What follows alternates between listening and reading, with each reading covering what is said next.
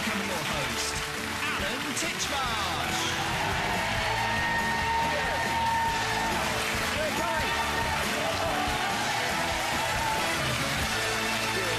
Welcome to today's AT Show. I'll be telling you more about these incredible dogs living life to the full despite having lost limbs. But first, here's what else is on the show. We have a world premiere. Liam Neeson appears as a hologram in a performance from Jeff Wayne's The War of the Worlds. Is it time to give up the bottle? We check out quality wines now available in boxes, cartons and Tetra Packs. We'll be creating a cosy winter snug in today's weekend project so you can get year-round enjoyment from your garden. And The Quiet Man, star of The Apprentice. If looks could kill, Nick Humer would be a wanted man. He's here later. Another packed programme.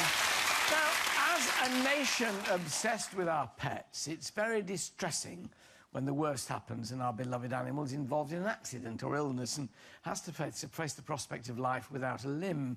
Now, though, ingenious ways are being developed to give our pets a new lease of life, and leading the revolution is the man they call the Bionic Vet. Please welcome Noel Fitzpatrick. Thanks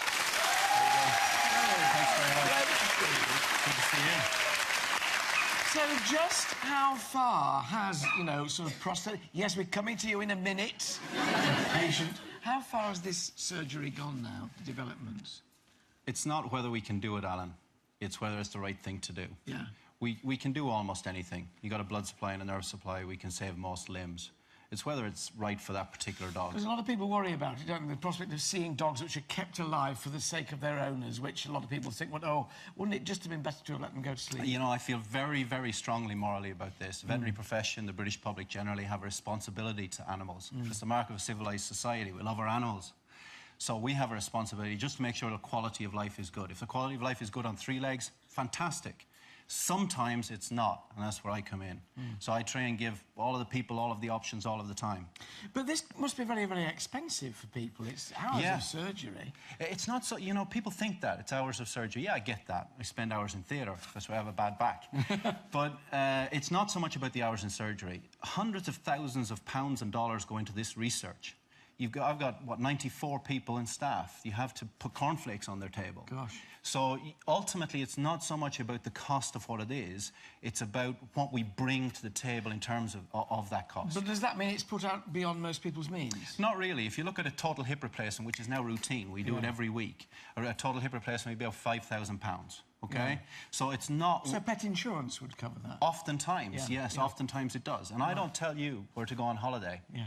You know, you don't tell another dog owner what they should or shouldn't do. It's their choice. Point taken. First then, let's meet some patients. The Labrador, who's been nicknamed the Terminator. Please welcome Holly and owner David Sweeney. Hey, David, good to see you.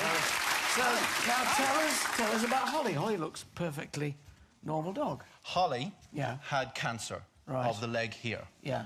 And basically what happened on her left leg, and you can probably not tell the difference between her left leg and her right leg, but on this leg here... Holly, do you want to look at the camera for me, bunny?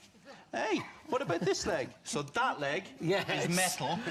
Is metal? This leg is not metal. So that leg is real. Yeah. This leg is that. But that's amazing. Isn't that incredible that you can do that with a dog's leg? So this healthy... How do you... Is it screwed then to the bone there and there? The key here is the honeycomb. Yeah. Very clever people at University College London invented this, where the bone grows down around the honeycomb and it becomes part of the dog's own body. Yes. So Holly has a Terminator metal leg with several pieces of the jigsaw puzzle to replace the tumour. And the honeycomb is the key. Nature. Bone growing into the honeycomb. And perfectly normal life then for Holly? Yes, marvellous. So you're glad you did it? Absolutely. Wouldn't look back. Thanks. There's a success story. We'll let you go. Thank you very much indeed, David Holly. That's what it's all about, giving you a choice. And a new life. Well, now the Bionic Mastiff, Papa Gaynor and owner Ariel Dahez. Hey, Papa. Really? Now, this is interesting, because here we've got... Now, look, we've got back leg there. What's gone on here, then, Noel? So, Papa Gina had a bad accident, which meant that she lost her foot. Now, she's got arthritis in lots of her other joints, so she would not do so well on 3 legs. Right. As a result, down there in her ankle, we've put this piece of metal. So, again, that's sort of into the bone. It's Exactly, part of into it. her ankle bone. Yeah. And what happens inside that ankle bone is like deer antler, where the skin grows into the antler. Yeah. So the metal exactly mirrors nature again. And then we attach this foot, just like a ski boot, Yeah. that foot will break. Here's one for you. So that's it. That's it. That goes it. That is the boot. Hey, I mean, again, happy, normal life for a dog? Yeah, it's amazing. She goes running, jumping on the skateboard track, running after the... Gosh, if I had one of these fitted, could I ride a skateboard? Oh, yes. It's amazing, and it's got a very rubbery, springy sole, so there's Yeah. spring there as well, padding there as well. For everybody that has a choice in colour, we do different designs. Christmas design. Thank you, Ariel and Papageno. Lovely. The remarkable thing is the quality of life. Yes. Well, that's intrinsic in it, isn't it? From Tripods UK now, please welcome Caroline and Vader, the French Bulldog. Now then. Here we have an instance, then, Caroline. This is a dog that's lost one foreleg, but who isn't, you know, in need of another limb, Yeah. presumably. Now, here's the key. With three. That's right. Here's the key thing, Alan. Some dogs will do great with three, Yeah. and I've never said that's not the case. And Caroline's doing an amazing job with three-legged dogs. I like tripods. Tripods. Tripods. Get it? No, never mind. Very good. And some dogs will do fantastic on three legs, Yeah. but there are some dogs that need four. And So I it's think that individual we should give cases, them individual cases. Yeah. We give the choice, we give the technology, and we explain to people what the pros and cons are.